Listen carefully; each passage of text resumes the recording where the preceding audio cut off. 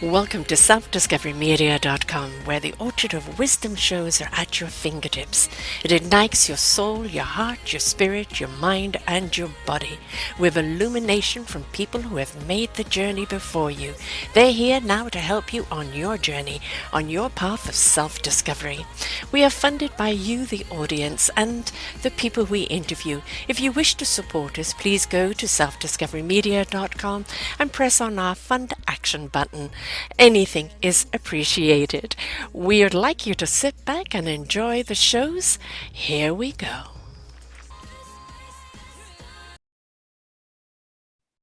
Good morning, good afternoon, and good evening, everybody. Welcome back to another edition of Choose Positive Living right here on selfdiscoverymedia.com. I'm your host, Sarah Troy, and my guest today is Victoria Coure. She has started or supports a wonderful group, which is all about helping people with special needs, as well as survivors of domestic violence. She's been doing this for over 16 years now. A contagious smile. We know how contagious a smile can be.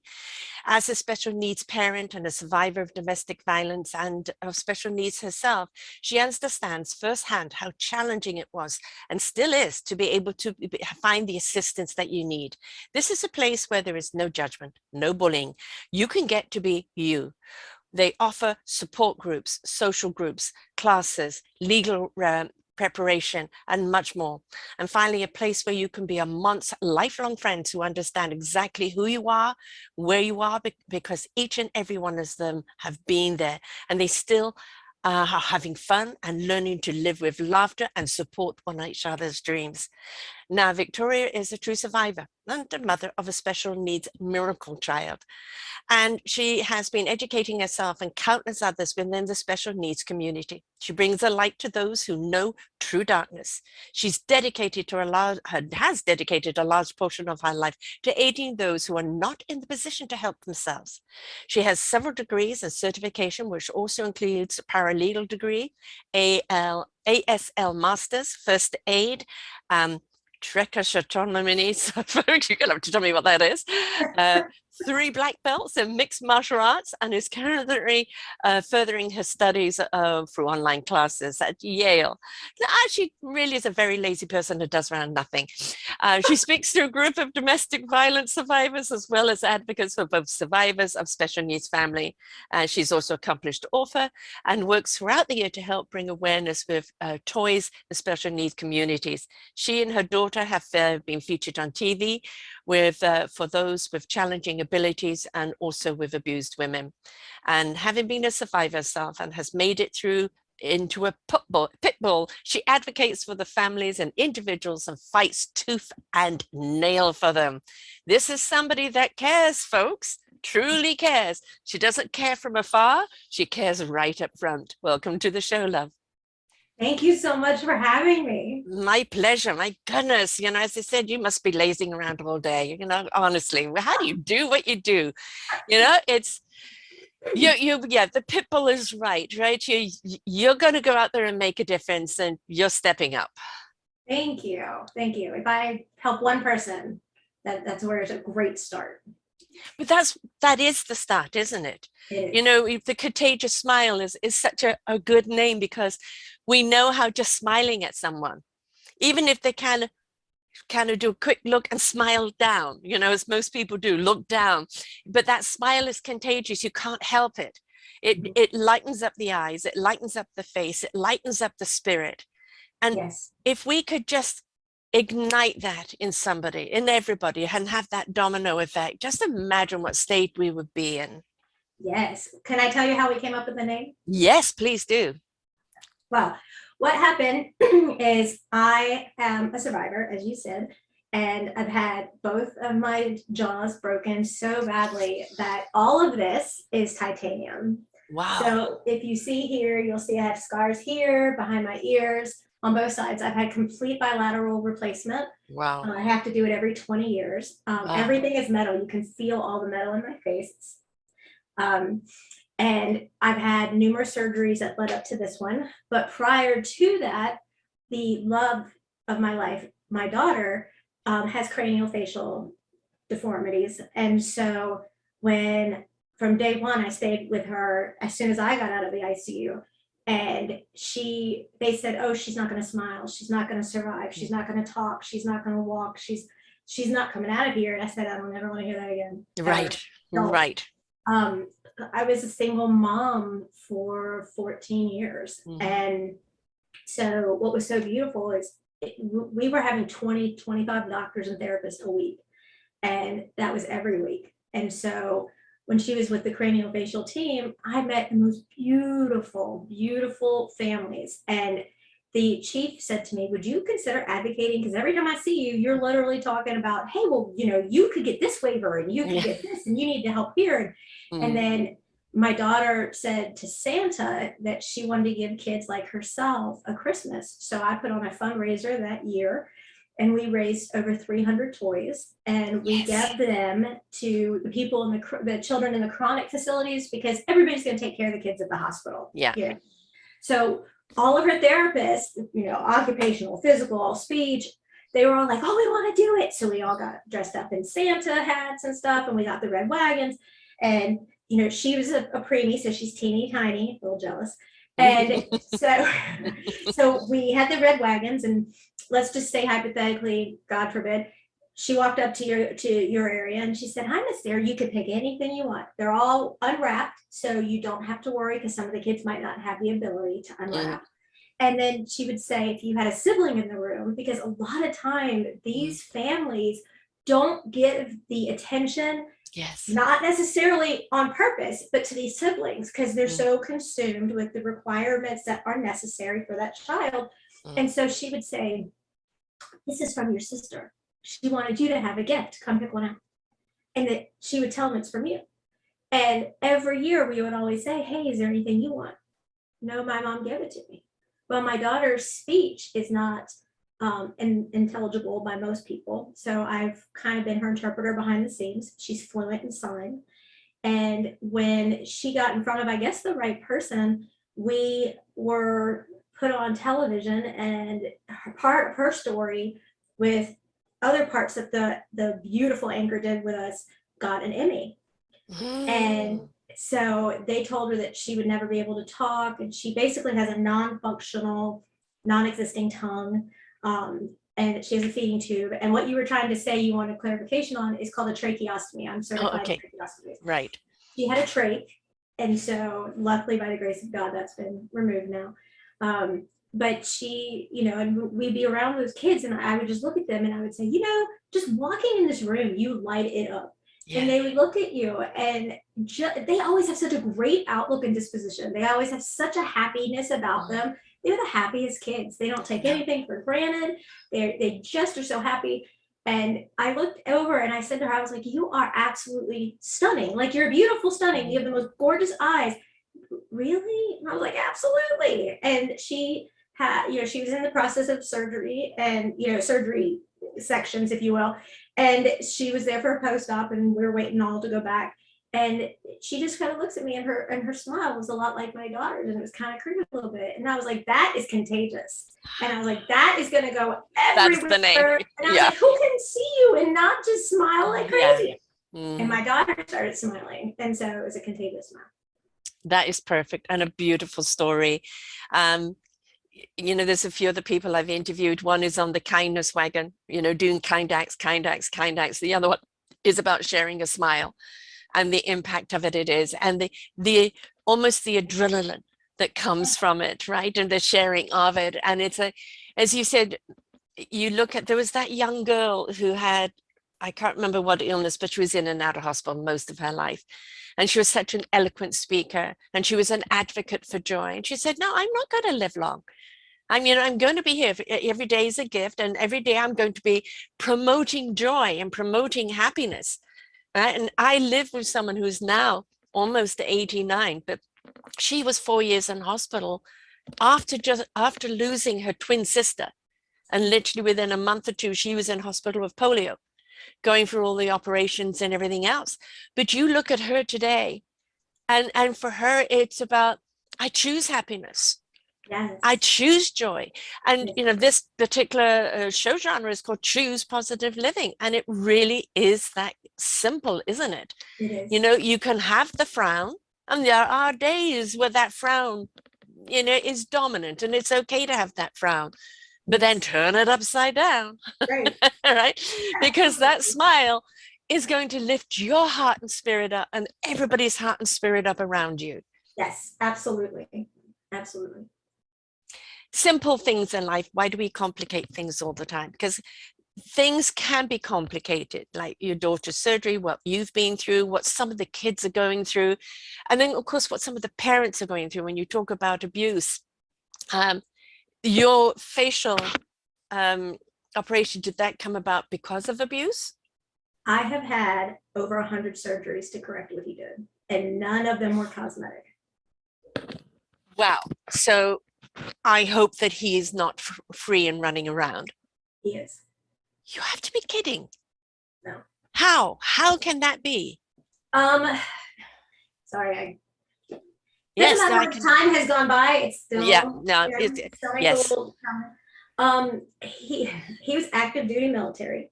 And now I have to say that I do not believe that all military is bad. I just want to Yes. put that out there, because when I say that, they're going to come out like, oh, she hates military. That's not true. Nope, nope.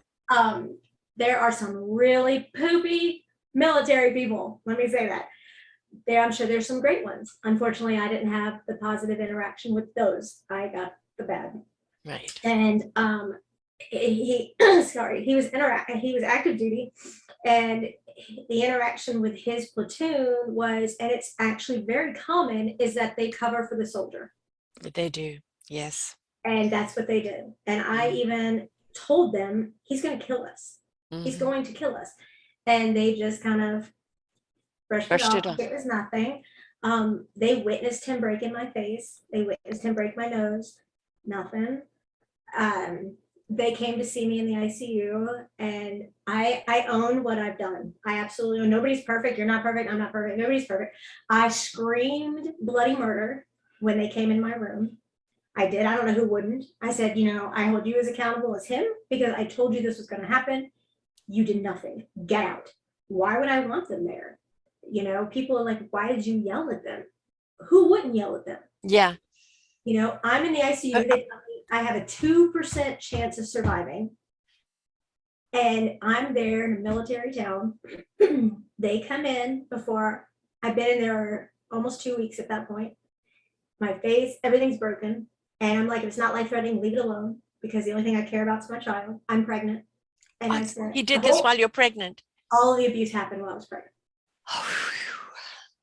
Yes. So I said, I just don't, just get out. And so the nurses were beautiful people, and they made them leave. They said, you're going to get out, leave her alone, get out. She can't handle this right now. And so that's. But I don't understand how there was no accountability. You're in hospital. You've laid charges against him. Yes. Well, I kept going to his command, because what I didn't know is that an active duty soldier doesn't have civilian rights. So I kept going to his command, which means if something happens, they turn him over to his military command. Mm-hmm. And so I kept getting proof. I kept getting evidence. Like, I had so much evidence. They kept going, why do you have so much? Because it keeps happening and no one is doing anything. Right. And I need to keep showing you, because he's going to kill me and I don't want him near my kid. Like, Yes. this has to stop. So after all of these times, and I'm very light skinned like you, Mm-hmm. I have black eyes, I have busted lip, my shoulder is dislocated. Nobody is that clumsy and still pregnant. Right. And nobody thinks anything about it. Nothing. It ended up going all the way up the chain. The base commander knew. It's a smaller military area that we were in. And so when nobody did anything, there was one last horrific evening, put me in ICU, and for the last time. And that's when I screamed and yelled at them. When I was able to be up enough out of the hospital, I went by my daughter's side. We went through an emergency C-section. We both coded Oh my during God. that. They life flighted her, and I didn't even get to hold her. I mean, nothing. And immediately I was like, let me go. I need to be with my kid. And they're like, you won't make it to the parking lot. There's no way. You are not healthy enough. I had a blood clot from the abuse. They told me that if I couldn't get the filter put in because it goes through the groin and I was pregnant. And they said, we can't give you Coumadin because it's rat poisoning basically, and you're pregnant. So I was getting heparin and Lobenox injections. They were trying to give steroids to help enhance the lungs. And I told my OB, who has made sworn affidavit statements, took pictures herself, called, made a police report herself. They turned him over to the command. I mean, this is a doctor who's a woman who did all this for me. Another doctor in her practice made notes as well and said, she came in to help me with the delivery. And I said to her, I said, if something happens and my little girl doesn't make it, you no longer have permission to treat me. You let me die with her. Yeah. And she just lost it. And I said, that's my life. That's not his kid. That will never be his kid. That is my kid. We're here for a reason. If she doesn't survive, you no longer have treatment permission. Let me go. And she was just, and so you wake up and, I literally see this team running her with an incubator, and I'm listening to the helicopter, take off with my daughter. And I am dumbfounded with pain and devastation. And I immediately try to stand up. I haven't stood up in weeks. And they told me, you won't make it out. And so every day I was like, whatever I need to do to get out of here, I'm doing it. And I kept pushing and pushing and pushing. And they said, I'll be there for weeks. And I was like, no, I won't. And I kept going and going. And with about a week, I was out. And so I got there beside her. And this went on and on. Well, I was there with her for 3 months. And I wasn't prepared at that point to get out. You have to have a plan in place to get out. That's why so many women go back so many times, is because they don't have support. They don't have a plan in place. Where do they go? Yeah. Right. The criticism that we get, Sarah, is unheard of, because it's, why did you stay? Why didn't you leave? Why make him so mad? And when I talk to women, I would love to discuss this later. I give answers to that squashes it all. I mean, just nails that down. So I wasn't prepared to go home yet. I wanted to be stable enough to be able to comfortably walk and not be in a wheelchair. And I literally had no surgery at that point to fix anything, because if it wasn't life-threatening, I didn't care that my jaw was dislocated. I, pop it back in. If it comes out, it comes out. I need to be with my kid. That's where I have to be. So that's where I was. And I stayed there around the clock. My friends brought my clothes, and I just, that was it. That's where I had to be. So they told us that she was doing amazing after we had a bit of trach-in, because she was coding every single day. And a parent should never have to watch their child code. No, God, no. She went gray. She went gray. And I said, she's coming home. I'm stubborn. She's coming home. And so they said, she was having seizures and it caused frontal lobe damage and in the brain. And they said, you need to make a decision about traching her. So as hard as that is, not really a second thought to it, go do it. But when you see your newborn come in with a trach, she had her first 2 surgeries when she was 5 days old. Wow. And she fit in my hand when I had her. So that was such a challenge. And then what ended up happening, I'm really going to try to get through this without a water flow. Let it go. We were told we were ready to go home. And I wasn't, because at that point we were going back. And so we ended up going back. And I hadn't been able to leave and establish a residence at that point.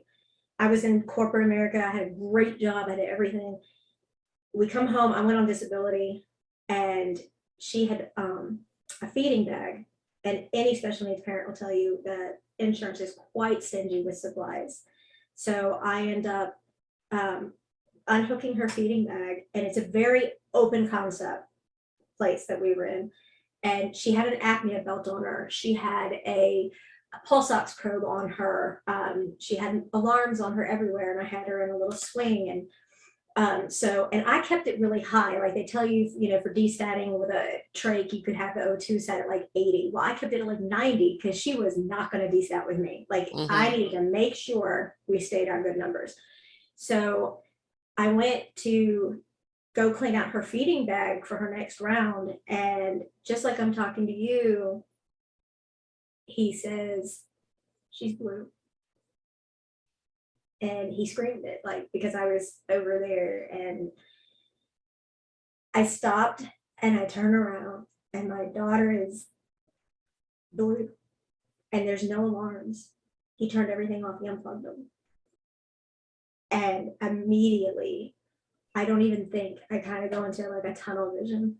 I grab the cell phone and I call 911 immediately. And at the same time, I'm starting CPR, which is completely different on a tracheostomy Right. person than a regular person. And next thing I know, I hear it's like little a clicking of it, and I look like this, and he's got a gun at my head. And he said, "Get off the phone. 911, what's your emergency?" And I said, "I need you to start me an ambulance, fire, and police." Mm-hmm. And I wouldn't get off the phone. I knew if I did, I was dead. I knew. Yeah. And Yeah. I'm working on her, holding the phone like this. And I was like, "I need you to open the door and let them in." And I'm trying everything I can to give them some kind of indication that something is wrong. And this was long before the "can I order a pepperoni pizza," or, which wouldn't have made sense at that call. And I was like, "Don't just stand over me, get the door." I'm trying to give something so that they could say, "Ma'am, is there something else?" Right. What else is nothing. I would have said, "Get that gun out of my face." He would have shot me. Mm-hmm. So, and I didn't know, and I didn't want to take that chance. Yeah. And so I kept working, and I said, I was shaking, and I said, "Will you stay on the line with me until they get here?" And she goes, "Yes, absolutely." And so I was talking, and I was like, "I know what I'm doing. My daughter's trach," because they're telling me how to perform CPR. And I'm like, "No, it's not how I do it, because she's got a tracheostomy. No, and she's telling me, and I'm listening, and I've got him right here. And I'm like, "No, no, no, no, no." And she goes, "Well, why do you need me to stay on the line? But I'll stay on the line with you. I have to stay on the line with you." And I'm like, just stay there. And I'm, go open the door. And, why are you hovering me? But you're not helping. And I'm trying to like drop hints, and it didn't work. Everybody comes when they go, he shoves the gun right by the cushion and the couch. I go with my daughter in the ambulance, and we go to the children's hospital. And hours later, he shows up complaining about having to drive in traffic and yada, yada, yada. And then he whispers to me that he occluded her trach. That he what? Occluded her trach, which means he put his finger over it till she stopped breathing. So he was trying to kill her because probably to get back at you, but also because in his eyes, she wasn't the perfect child. Well, one, he wanted a boy. Right. She's a girl. And two, he would complain bitterly that I was devoting all my attention to my daughter and not to him, and that was not acceptable behavior. I hear this so often. Yes, we hear this so often. It's a huge thing of narcissism, aggressive narcissism, so almost psychopathic narcissism, and it's although your story is absolutely extreme, it's sad to say it's not the first one that I've had an interview on where the military has not supported the spouse, and it is, or when the spouse has called for help, even for her partner. He's either going to kill me or kill himself, and they've completely ignored it until they're dead. And it's horrific, and I've done also the same type of shows on Catholicism and priests, where people will talk about the priests and molestation and everything else, and it's been ignored. And it seems there's one law for them, one law for everyone else. And this, I'm sorry, violence is violence. I don't care what cloak you're wearing, what uniform you're wearing. It's accountable. And the fact that you had the testimony from the doctors, you didn't pick yourself up and beat yourself up against the wall, right? You didn't try and kill your own child, and yet everybody turns the blind eye, no matter what you have said or whatever the proof is.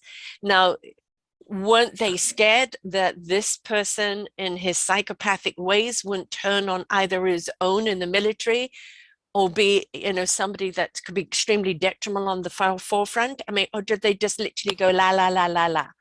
Yeah, because when all this was going on in the very beginning, I tried to leave once. And when I did, he shot and killed our puppy to show me what he would do if I left. And so I knew that was my first big red flag, if you will, that this was going to be fight or flight. Yes. It really was. Yes. And people, Sarah kind of looked at me like, did you really? I got such an interrogation from so many people. And it was, did you give him permission to cheat on you? Yes, I did. Why? If he's out with another woman, he's not home beating me. Right. Oh. Yeah. And I said, and when he's in that phase where he's in that courting phase, he's so charming and charismatic. But that's narcissism for you. They are really, you are the only thing, the light of my life, and they make you feel like the stars themselves. Yeah. Right. And then they throw you into Mach 1 to hurry up and get settled in with them so they can, put you in isolation. And yes. So when all this happened and he comes up, he whispers in my ear that he included her trait. And I was like, what? And so I immediately called his command. They came up. I said, he just confessed. And they said, okay. And I was like, what do you mean, okay? So I said, that's it. That's it. I ended up calling the civilian sector at law enforcement. I got an amazing detective who had been abused herself, who got into this line of work for that reason. And she went and arrested him on 9 dead to right felonies, like dead to rights. We had him. I had pictures that nobody could question. He strangled me, so the bone in my throat's been just destroyed. And we have pictures of all of it.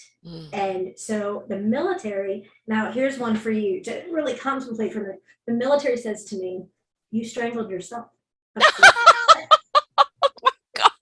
And I said, well, let's really dissect that for a minute. Are you real? And I said, your requirement as an active military is to protect the citizens of the United States. Yes. And why aren't you on your own soil? Right. And that's why I made sure to say I don't blame the entire military front. Like, I know it's not all of it. You can't blame the whole conglomerate for a few bad apples. Right. So everything we have is, in my book and everything is 1000% factual. We have proof of absolutely everything. The only thing that's been altered are names and geographics for protection. Right. That's it. Yeah. So in these pictures, Sarah, you can see clear as day that there's 2 hands. I'm paralyzed on my left hand, so I can't bring it up, so I apologize. But there's 2 hands right here, but they're the thumbs. And then you can see the fingerprints here. And I'm like, let's look at that picture for a minute. And I'm like, tell me how. Yes. How can I do that? Yeah. Then we ended up getting the local police in, and they had, and I ask you, forgive me, I forgot which part of them did it. Somebody came in, the detective brought somebody in that took the photograph and measured the thumb length and like did all sorts of really cool, like CSI kind of, whatever stuff, and said, this is a male. Look, she has tiny hands. This is not her. Obviously it coincides with this medical record. Obviously she was strangled, and he wrote that. And it was like, why would I strangle my, this is very clear. Oh yeah, but people commonly commit suicide by strangling themselves. Really, come on. Right. I mean, the fact that they even said that, and with a straight face. Yeah. So they end up getting up for 9 felonies. We go to the hearing and I'm in there, which is horrifying because I'm not with my kid. And they state he has a Jaguar, and the judge said, who opened up the investigation? And the detective said, I did. And they said, well, who took out the warrants? And the detective said, myself and the wife took them out. And it was released on a technicality because my understanding, and I never ever studied military law, was that the MPs investigate, they go and coincide with CID. CID had been interrogating me. Who watched him break your nose? Who watches their surroundings when their Right. face is getting busted up? Right.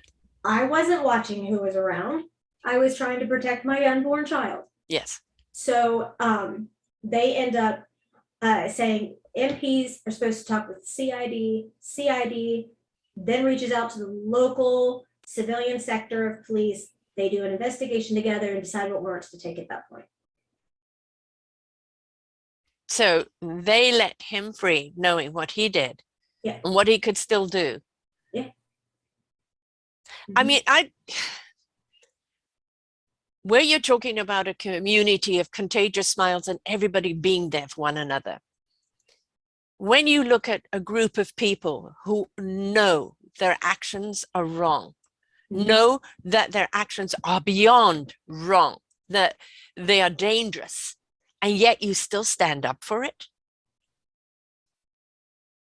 This is something that really has to be completely laid out in the open and totally re-evaluated, because we cannot have people hiding behind uniforms, like we cannot have politicians hiding behind, you know, the TV show Scandal, although it felt scandalous, was always based on an element of truth.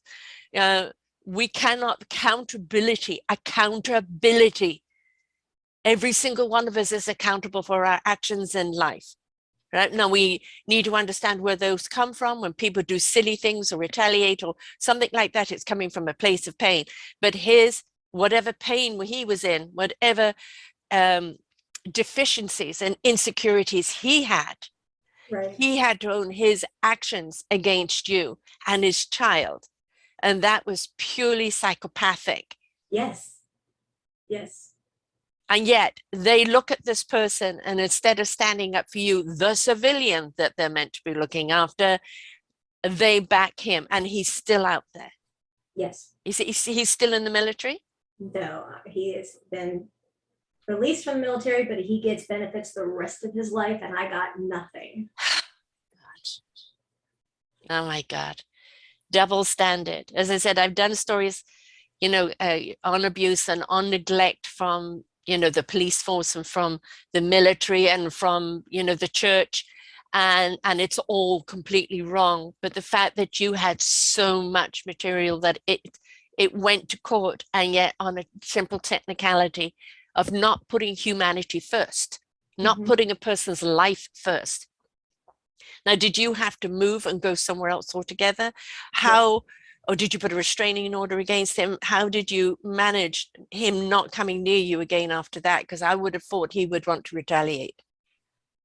The domestic violence advocate that I had was amazing. And she told me that he was that 1% that would have come back and killed me.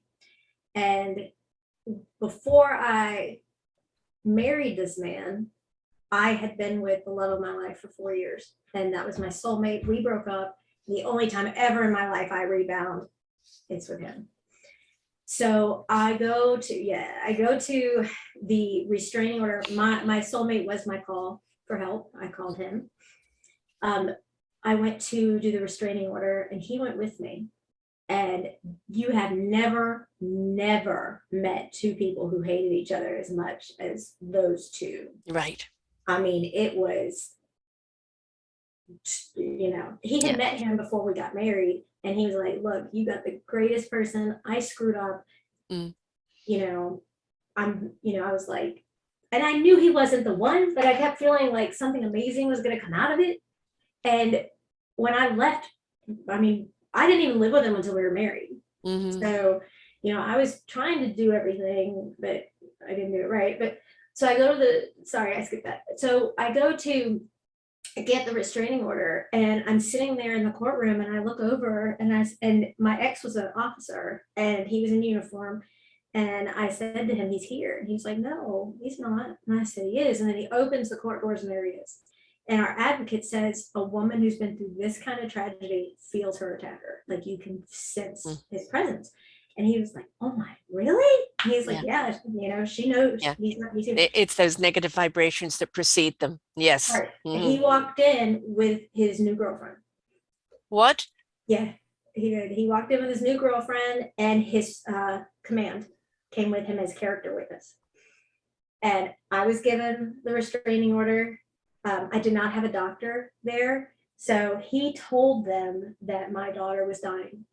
And so they granted him visitation as long as there was an officer there. And it had to be during certain periods of time. It was for 1 week. And I was like, she's not dying. Like she's doing so much better. And they were like, ma'am, we understand that you're not a doctor. And I'm like, do you realize what you're doing? And he's Yes. like, if he's there 1 minute after he's supposed to be, he goes to jail. Like, you know, and this is how it's going to be. And I'm like, how can you make him go to jail, but they can't make him go to jail? Yes. Like, and I'm going to get held in contempt. Like, I am Yes. just like, I gotta go to court. I mean, I gotta go to the hospital. I gotta go. And so he came up, and the first thing he did was try to bring his girlfriend in the room, which absolutely didn't happen, was not going to happen. And then he was like, he just kind of looks over at me, and I stood up, and the officer goes, don't do it. And I said, let's go. And he goes, what are you doing? And I said, you're not here for her, you're here for me. And I said, let's go. I said, here's the thing, we're going to stay in the hallways. We're not going in the stairwell, not going into a room with the door shut. I'll stay where everybody can see me, but I'll stay with you during this time, because if you're with me, you're not with her. Right. And because when she did see him, in a medical record shows she became very tachycardic. She recognized his voice from, you know, all the beatings and the abuse and the screaming and violence. Mm-hmm. And she didn't need that right now. And so we literally went out into like the main path, a hospital and stuff. And I stayed like that. And he was just, you need to come home. And I was like, and where's your girlfriend gonna go? You know, and I was the person that held their head down and jumped at every noise. But I needed him to see that I had some strength. Yes. And that I was the tigering mom. Yeah. And so the last day of that visitation came about, and I was like, yep, gotta go, see ya, you know, get out. He's like, you're not gonna let me stay? No, I'm not. And he bowed up at me, and I was like, go ahead and do it. And I was like, go ahead. I was like, first of all, if you hit me, it's just one more whatever. But we already have a restraining order. You're already past the time you're supposed to be here. Mm-hmm. I will not hit you first. One of the main things they teach you in martial arts is that you de-escalate the situation. Yes. You defend yourself, and you get away. Exactly. Sarah, he would wake me up in the middle of the night, beating me in the face to get him water. He would straddle me and beat me in the face to get him some water. I knew that that was not something I could de-escalate at that point. Right. So when he bowed up at me in the hospital, I said, she's fine. It's you and me. I'm not going to hit you first. And I put my hands behind my back. And I said, not going to do it. You have to go. And he bowed up like he was ready to go and hit me. And I mean, he started to do it. And I was like, understand, this will be when I hit back this time. And before anything happened, the nurses had called security. Everybody was up on the floor. I never backed down. Now, back then, I'll be honest, I felt like I was going to throw up. It was in my throat. My heart was down. I was petrified. I mean, could I have withstood another hit from him? Yes. But I couldn't let him see that I was shaking. Right. So he ends up leaving. We end up going back and getting we went from the restraining to the temporary protective order, which is, one is like a week, one is 30 days. So we end up getting the 30-day order. And then I went after the rights to get them terminated. I wanted the rights terminated, and it's very hard to do here to get the rights terminated. And we got them. We ended up having a male guardian ad litem. We had a whole male judge panel, and I'm like, it's not going to go well. The judge was post-military, and I'm like, yeah. Oh. But we got it. And so I've always told her, he's just the bad man who hurt mommy, and that's all she knows. That's it. She doesn't need to know those things. Well, she will do one day, but she's 16 now. Yes, but she's mentally much younger. Right. Because of the seizures and coding. She has seen plenty of my scars. I do still cover from wrist to ankle, as much as I hate it, because I do still hide from within. But you think about 100 surgeries plus all the scars that he did. I'm pretty, I don't understand. I just still find it absolutely mind-blowing that he got away with it all. Now, Yes. have any laws changed that you can bring about charges against him now? No. No. So the military is still out there protecting him. So what is he doing now? And where is... I used to watch Like a Hawk. Mm. I do want to tell you, this is something I stress the women I talk to. When I went after the permanent restraining order that my daughter and I have, I told the judge, I said, Your Honor, I would like to put something on the record. And he said, sure. And I said, I want it on the record. I will never go after him. I will not seek his place of employment. I will not go to his residence. I will not go look for him. Like, I will periodically want to know what he looks like because he changes appearance every time he comes to court, and I want to know who I'm looking for. But other than that, I will not seek him out.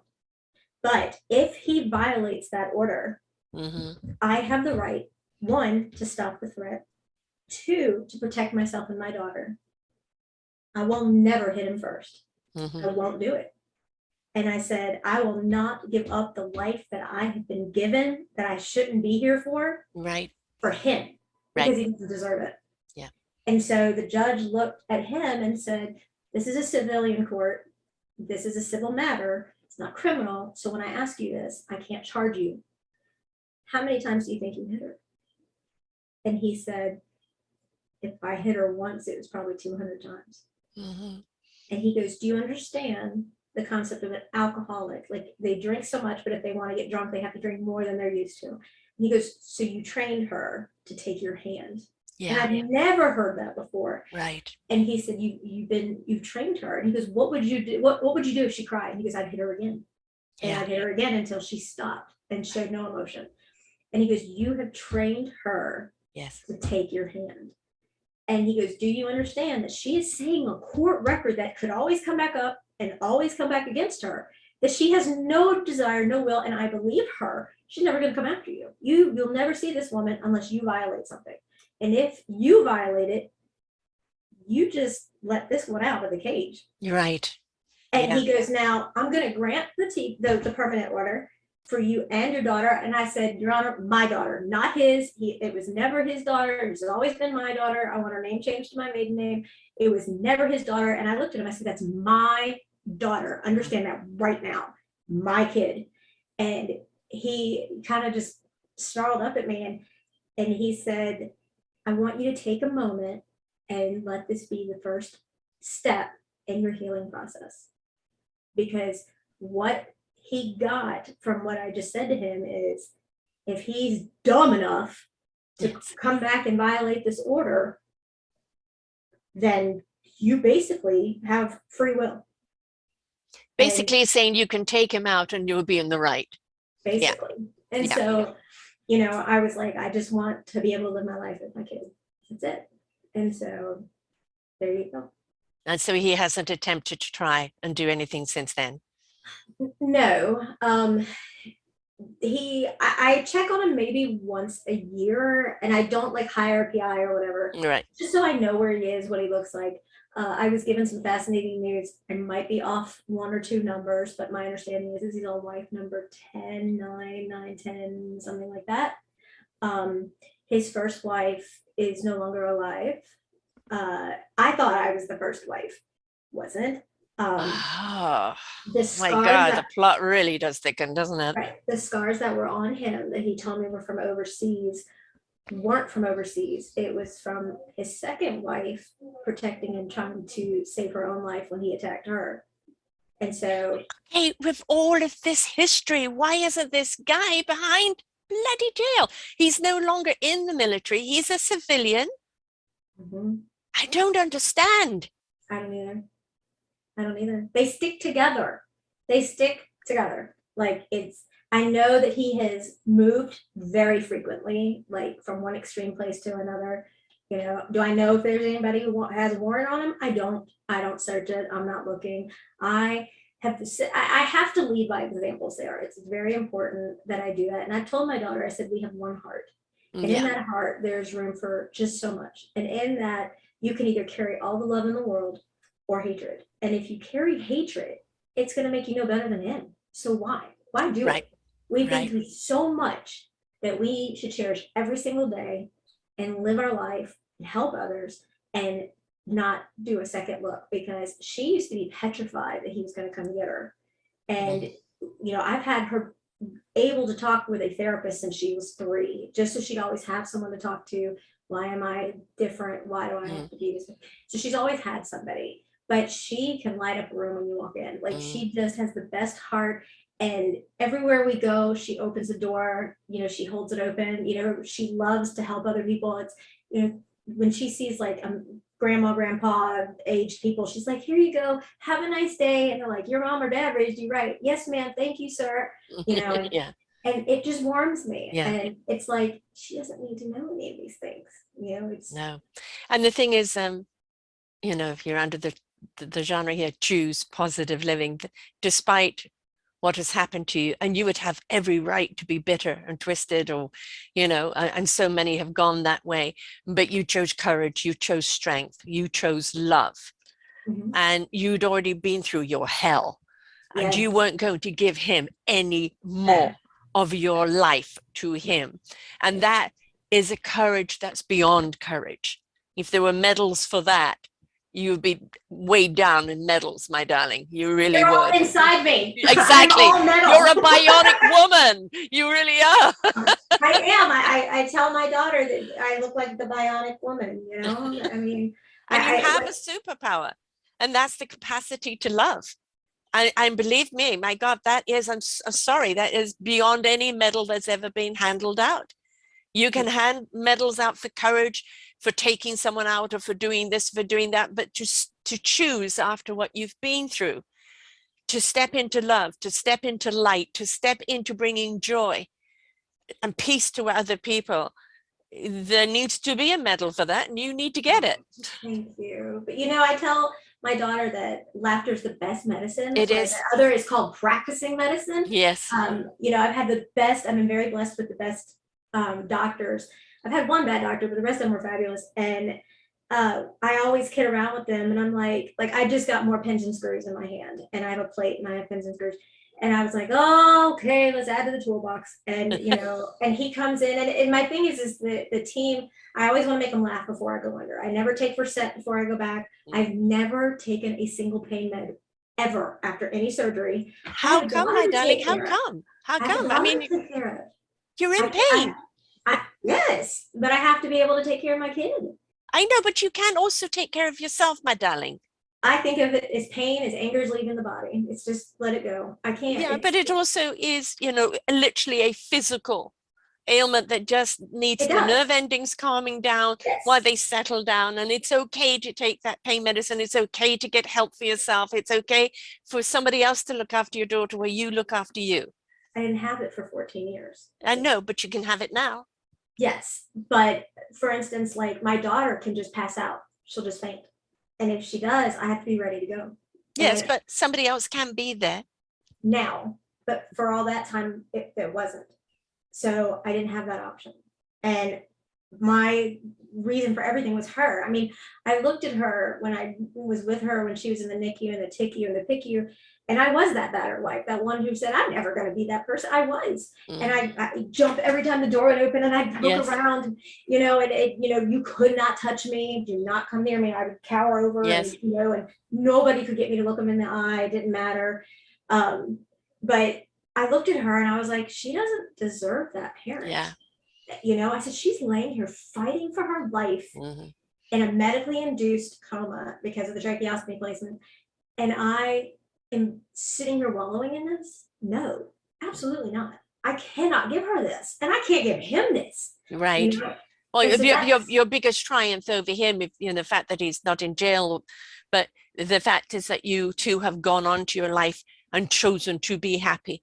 Yes. Chosen not to continue to be the victim. It doesn't matter if you keep having operations, which is just basically just look at your car being tuned up, or your car being, treated, the vehicle being treated to can maintain the heart and the spirit, right? But the fact that you are there and you've never given him any more time of day.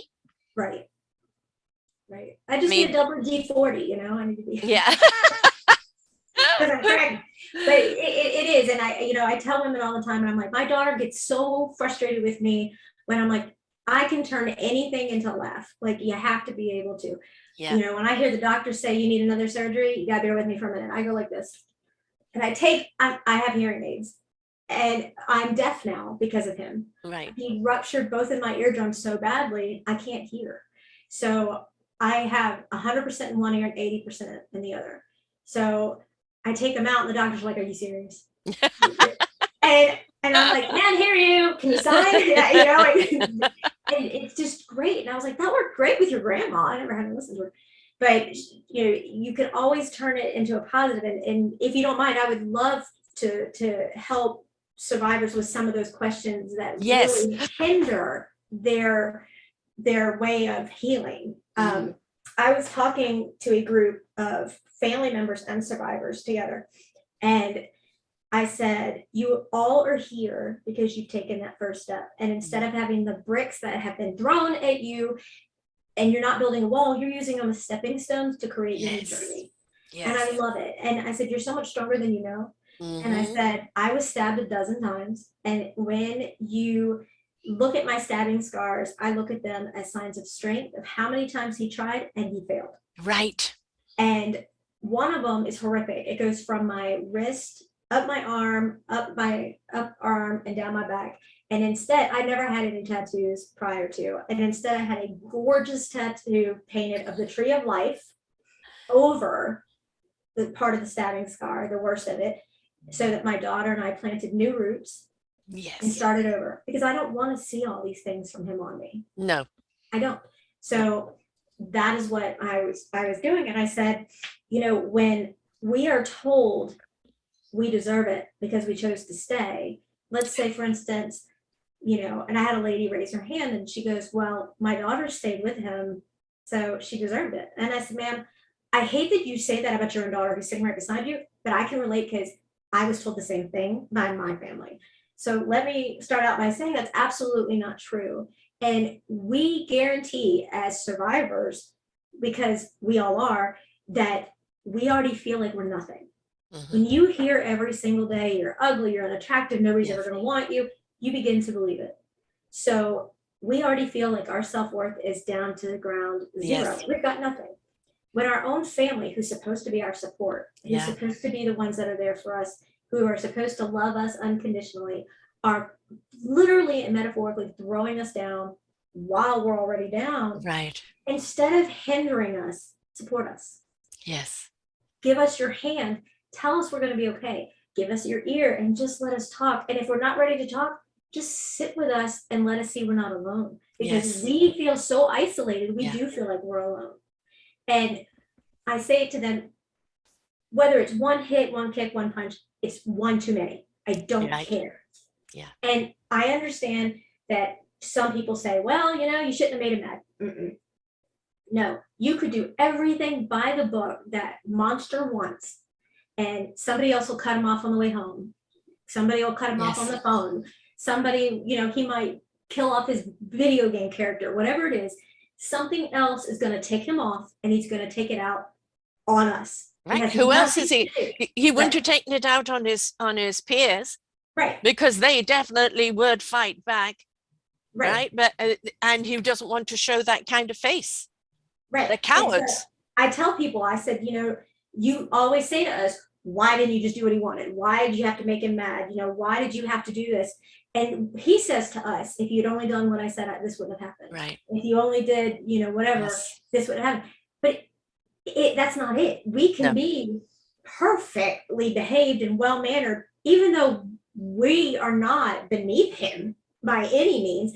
And he's still going to take out his aggression on us. It doesn't matter. It's not you, it is them. Right. But Absolutely. to a narcissist, it's never them, it's always you. Right. You looked at me the wrong way. Your hair's the wrong color, this or that, etc. It doesn't matter. They're incapable of taking any onus of their action. And it is always somebody else's fault. Never can take responsibility. Absolutely. No. Right. No, never. And when a woman says, well, you keep going back.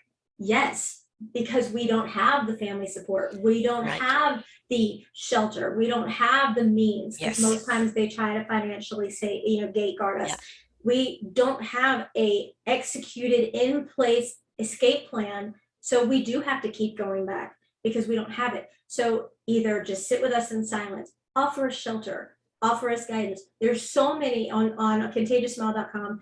If you go on the way that I've done the website, when you first get on it, it looks as if it's for special needs. I've done that on purpose.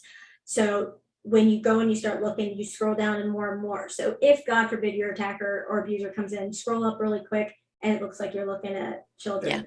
That's why I did the sites together. There is a moving company in every single state of the United States that will move them for free. And I have every one of them listed. Excellent. I have every coalition for every state listed. I teach classes, and you're not going to get somebody, I mean, do I have a PhD in psychology, psychiatry, or any of the above? No. Oh no, honey, you got more than, yeah, exactly. You know, I'm sorry. The life experience of what you've been through surpasses any piece of paper. And one of the things I love from the doctors is they say, you know, to be a resident, depending on specialty, it's, you know, 8 years plus 4 more, whatever. He's like, you got 16 of 24 hours a day. You're a resident, you know, whatever. Yeah. And it's not, but we have classes on how to get back in life skill, how, you know, to get yourself back and bring back that inner light. And it's not just that. We have social groups, we have support groups, and those are free. And it's, you come in and sit and you're amongst other people. You're never going to get some, you know, 18-year-old girl who has no idea what you're talking about or going through. Most of the time you're going to get me. And I'm going to sit and talk to you, and I will give you as much time as you need, and I'll talk to you and I'll help. And if I can try and call shelters for you, I will. Yes. So it's so important. And what a lot of people, you know, don't realize, I'm doing this on my own money. Like I set up the site and I'm doing all of that pro bono. You know, I tell people they need to think about things like doing a medical POA. So if they're married and that the abuser puts them in the hospital, they can't make decisions for them. Let a family member or a best friend do it. There are so many things that can be done that most people don't consider and think about. And that's what we do. And then there are classes that I teach for special needs and domestic violence, as well as other people who are teaching. We're not making a dime on it. We are literally putting the cost of what it cost us, and that's it. And I know that's starting to cause an issue because we're doing no, it's time that you did Patron, or you did a different fundraisers, because the work you're doing is something that, quite honestly, you know, government should have in place. But there's so much red tape and bureaucracy with that, that, you know, they always get there too late.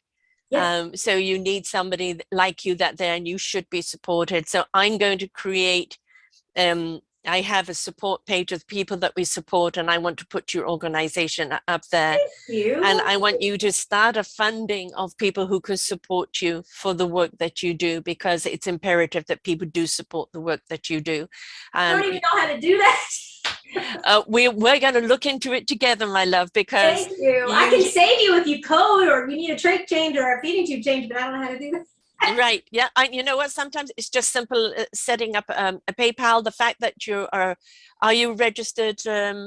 501c3. We're in the process. Okay. It that makes it money to do it. I know it does. And so what we can raise, you know, GoFundMe to actually afford you to do that. And then once that is up, then it becomes a legitimate donation and funding to your organization. And I'm going to do whatever I can to point people that way and get you supported on that, because, you know, you shouldn't be alone in this, most certainly. You know, it's time that you shared the burden, and you can only do that with support of others. Thank you. And I have to, you know, I tell people, I never thought I would ever be in a relationship again. Everything is so hard and challenging, and you get so concerned about, can he ever touch me? Can he hug me? And I'm not talking intimate, like sexual way. I'm talking about just hold your hand without you feeling like I'm trapped, like he's holding me against my will again. Yes. And you can. I'm so happy to say that I married my soulmate from back in the day. Good. And he's adopted my daughter, which I love, love, love. And he was a canine officer. And, you know, the wait time here for a golden retriever service dog is 5 years. And for a kid, that's horrible to have to wait that long. Yes. So my husband, who was a canine handler for so long, I would love to get pictures and show you. We had built canine kennels all in our we had a huge backyard, and we put them up. We paid for the wood. We've done the work ourselves. We've taken pictures of the whole thing in the process.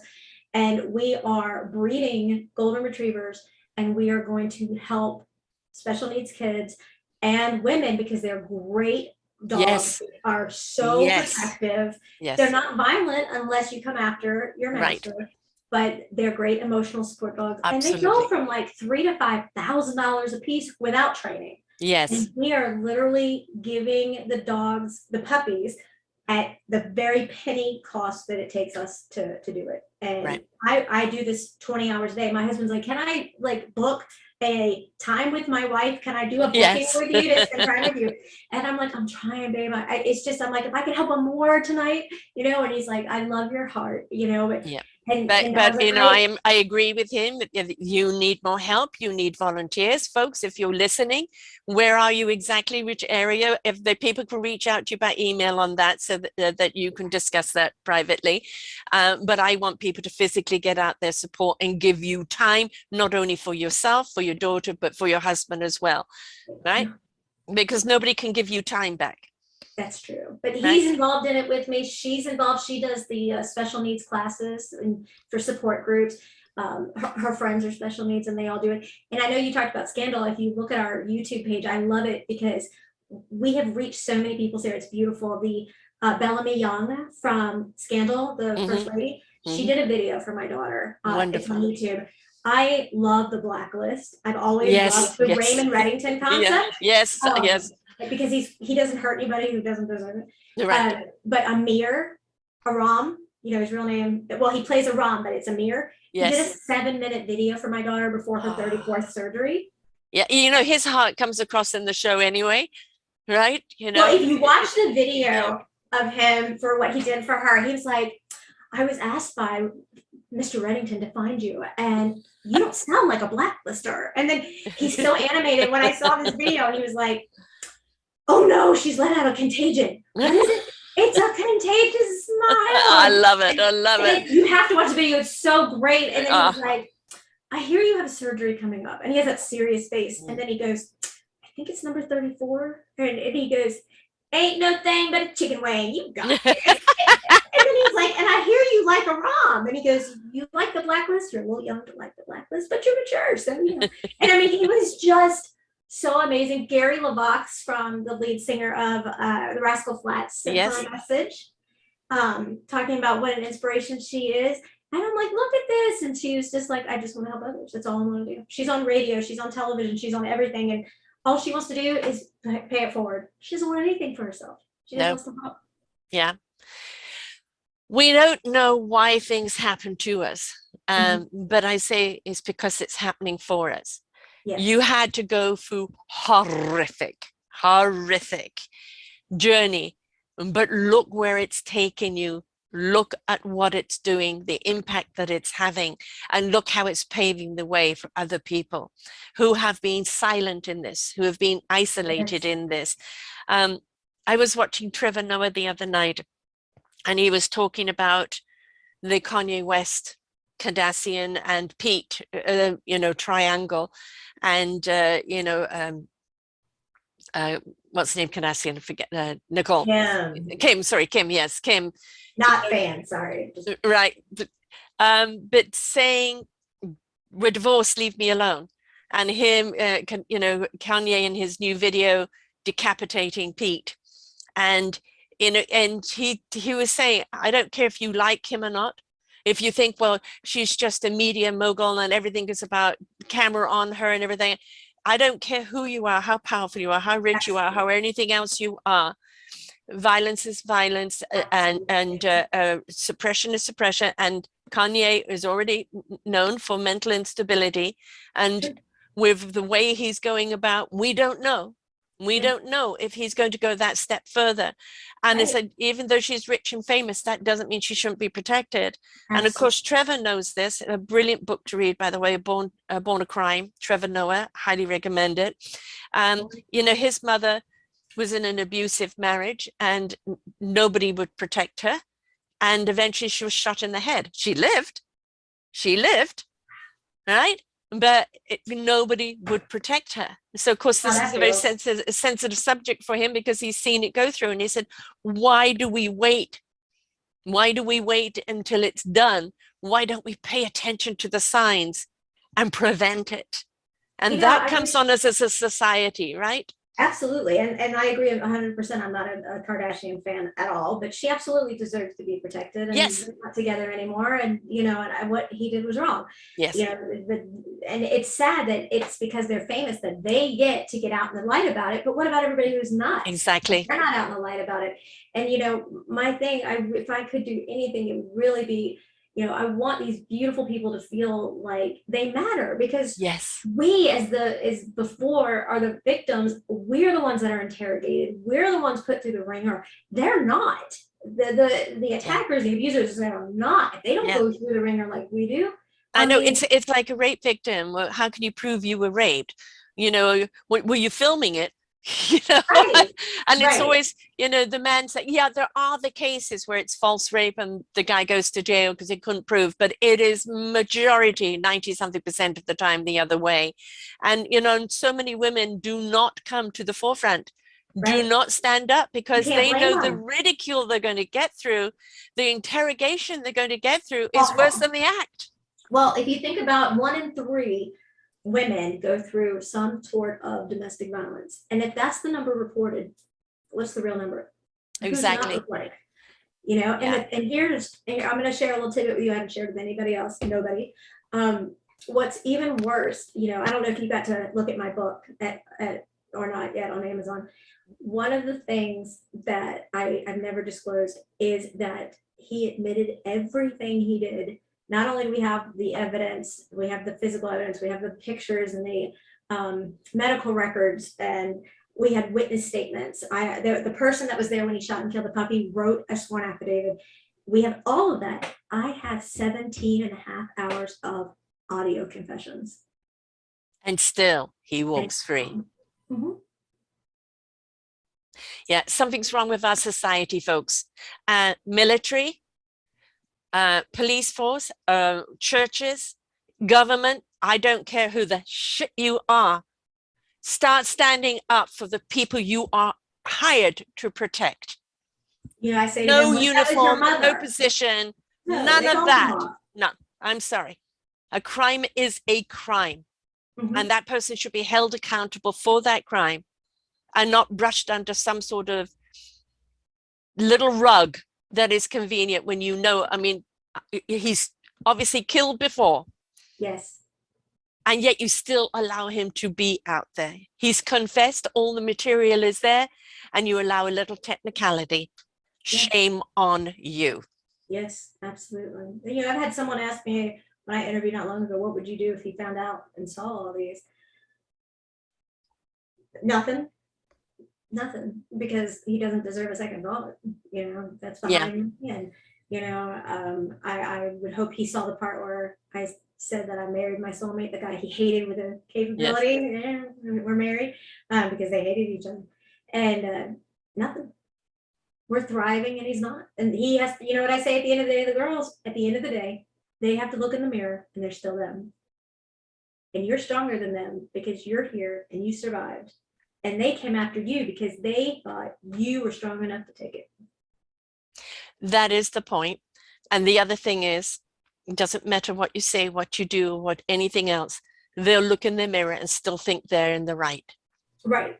I have a little sign that I take with me when I speak, and I said to somebody, I said, I hope nobody in here ever gets a brain tumor. I truly do. But let me ask the moms or the people in here that are not supportive of their family that are going through it. If you get a brain tumor, God forbid, are you going to go to a neurologist or are you going to go to a podiatrist? Right. And they're like, what?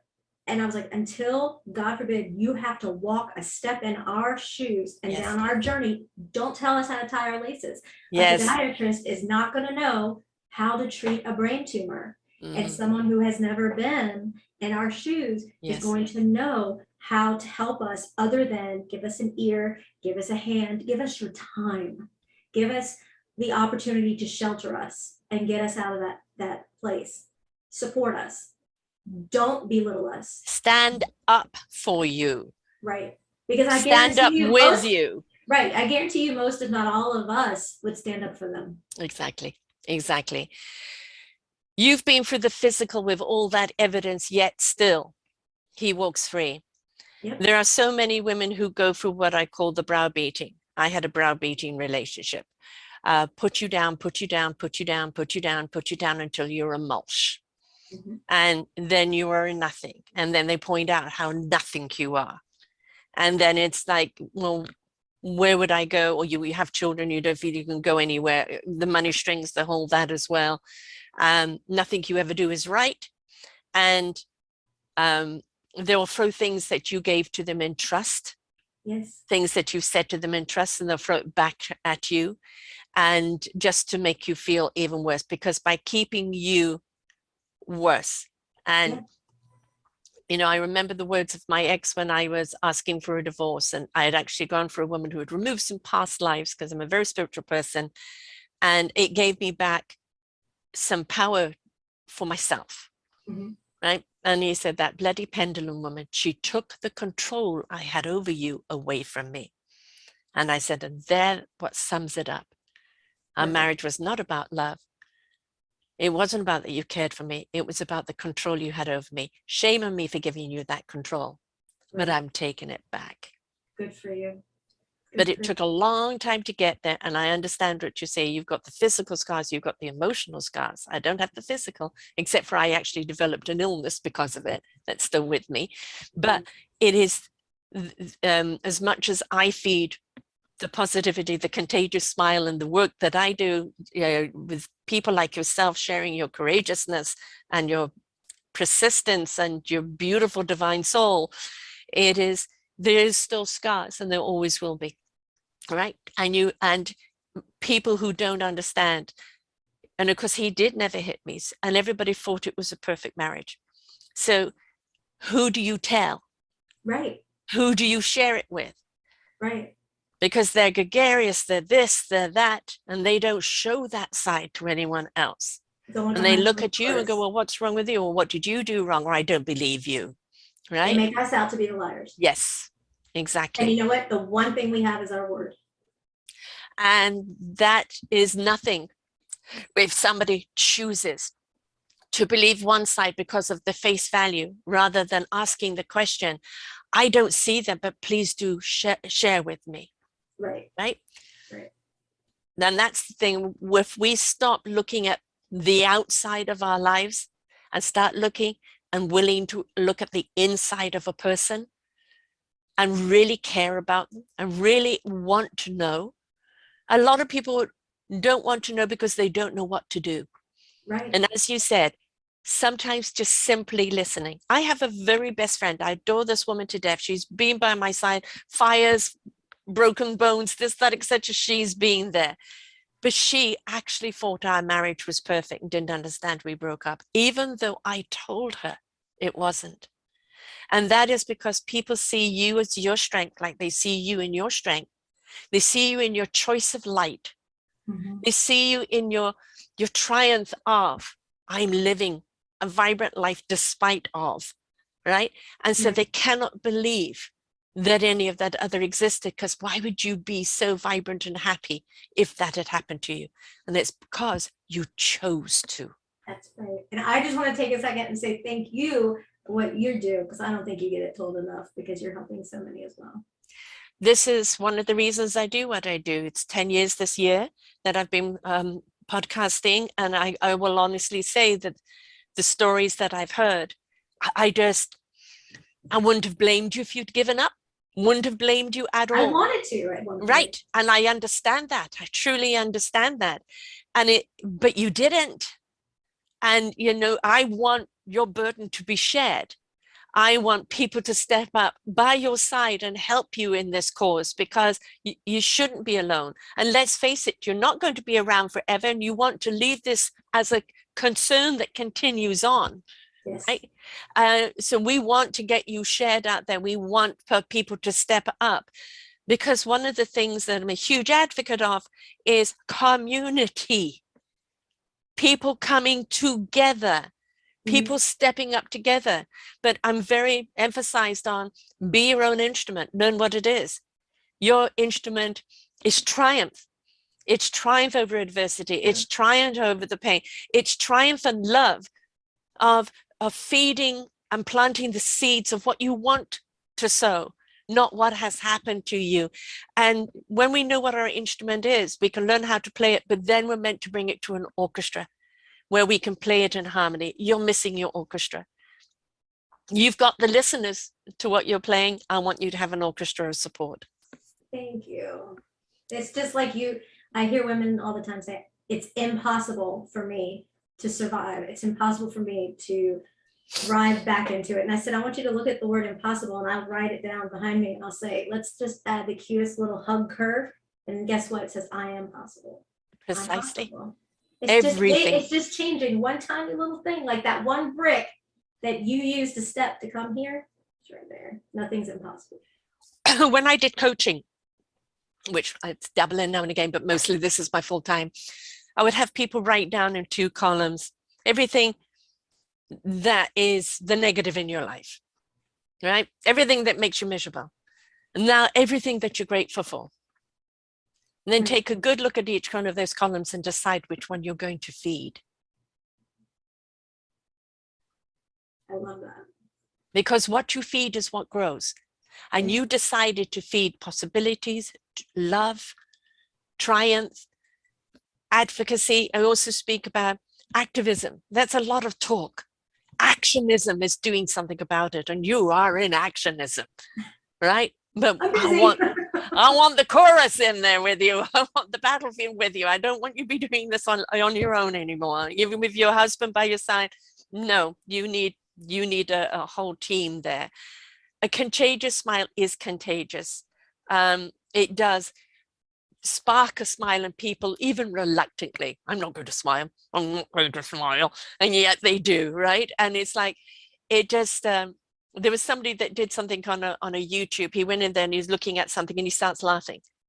And now people are laughing at him laughing. Yeah. Right?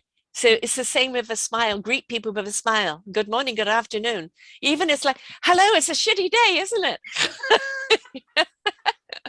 You know, and it's like, you know, just you can see some people having a shitty day. Yeah, it's a shitty day, isn't it? Lighten it up. Yeah, it is. You know, it is. But I'm going to turn it around. Yeah. And that's the point. Turn it around. Yeah.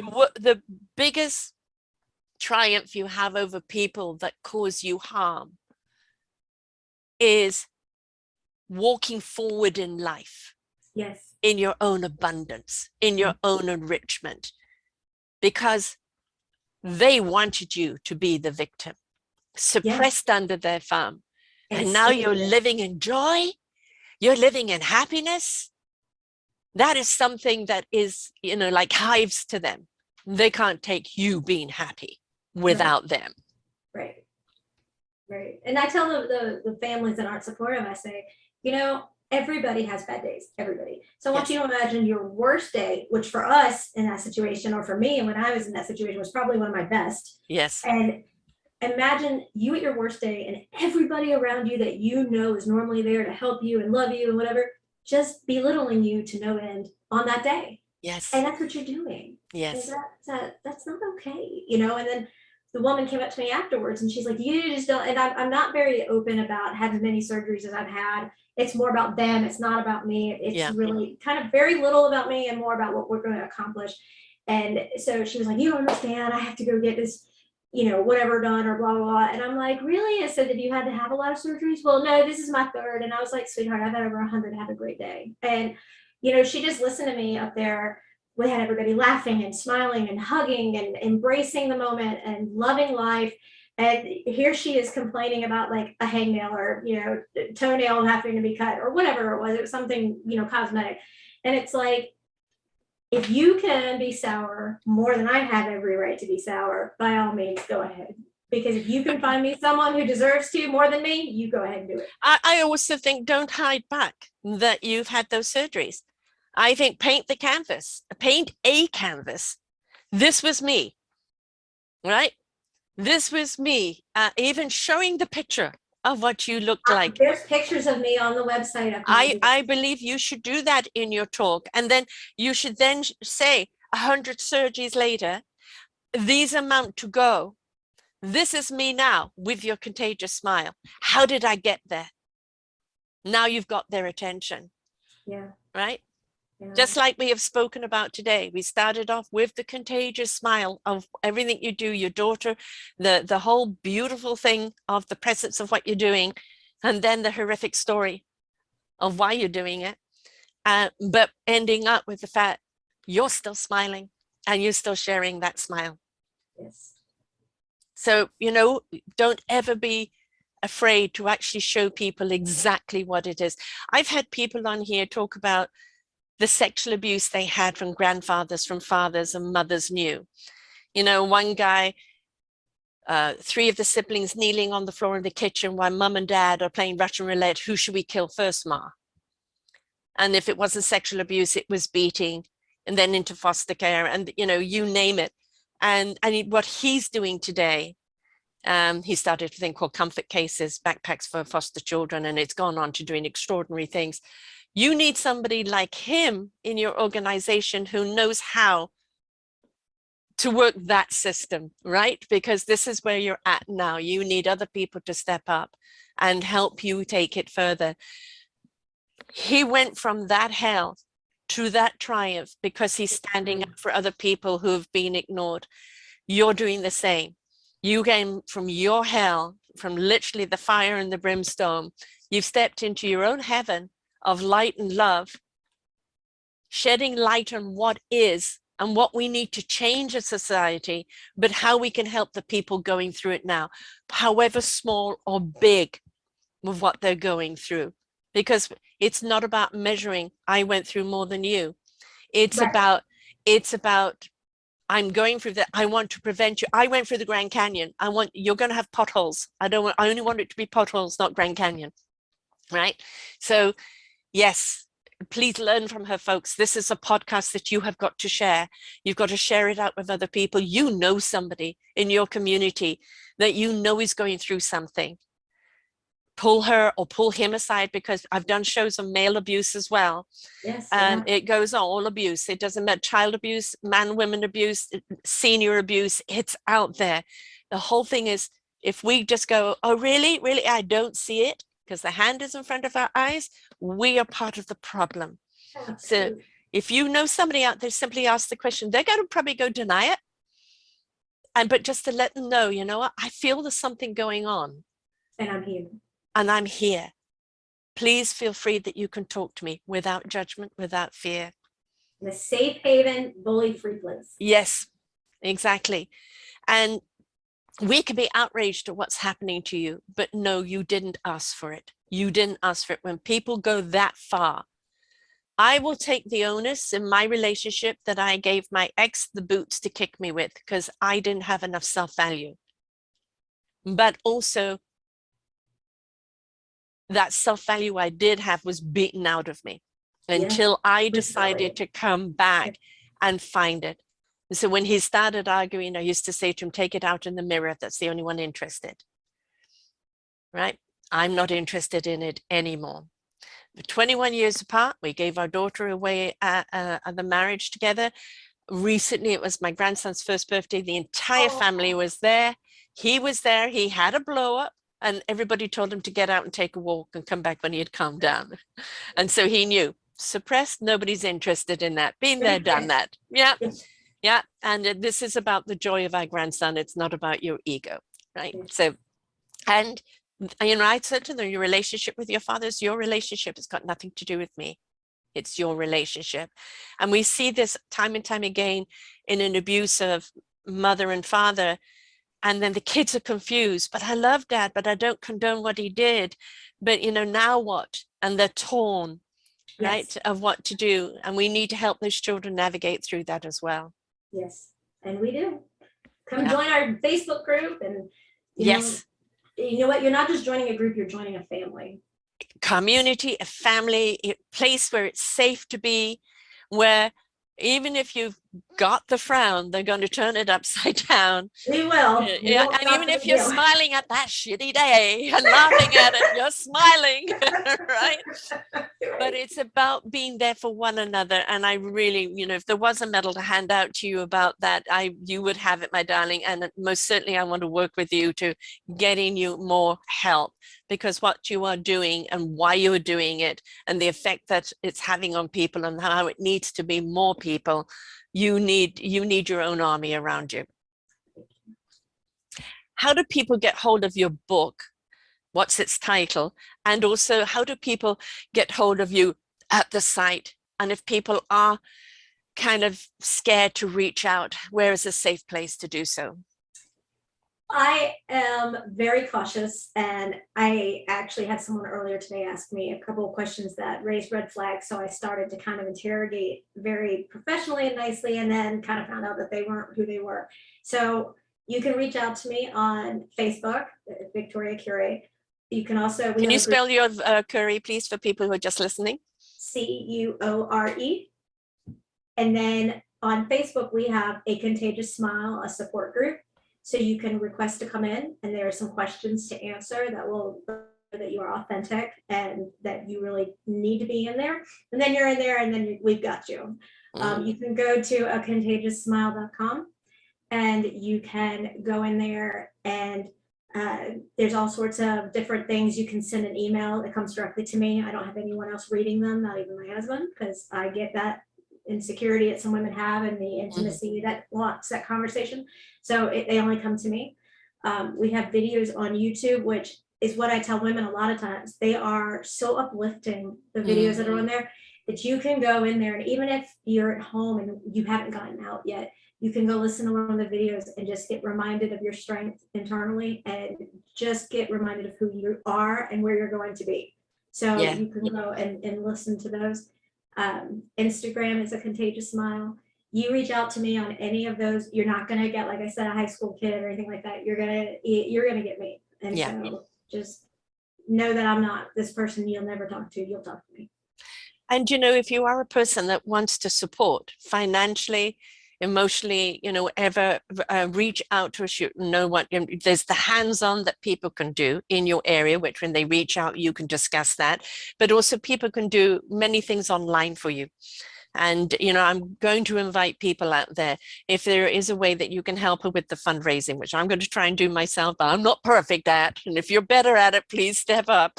But also getting that message out there, the work that she's doing, and maybe taking some burden off her shoulders of some of the work that she's doing, so that she can have time for herself, her daughter, and her husband. Okay.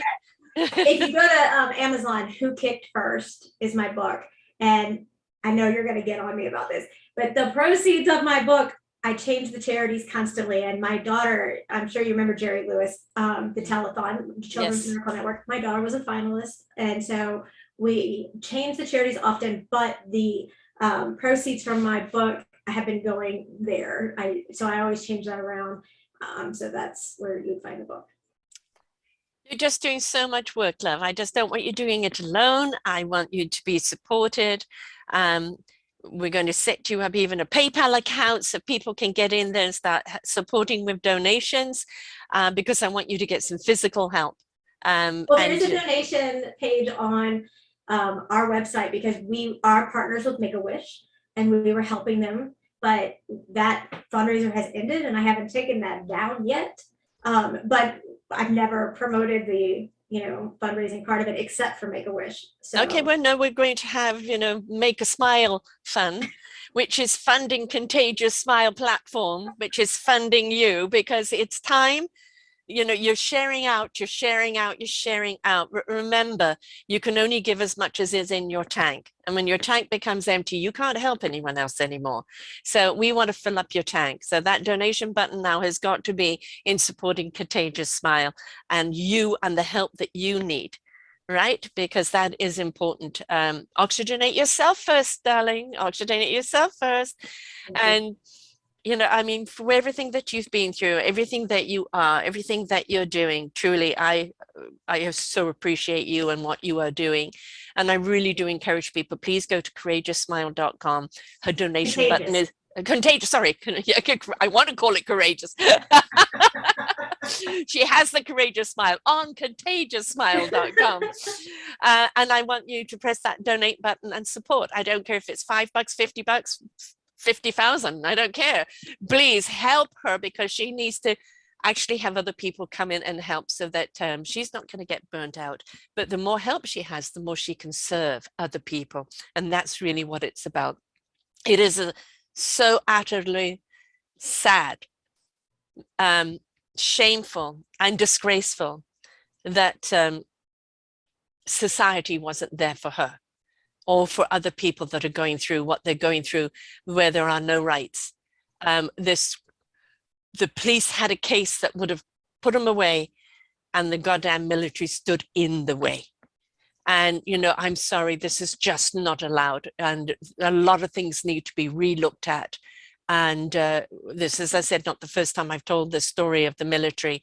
And it says, whether it's the church, the military, politics, or, you know, or education, you know, whatever we're saying, people should not be hiding behind something.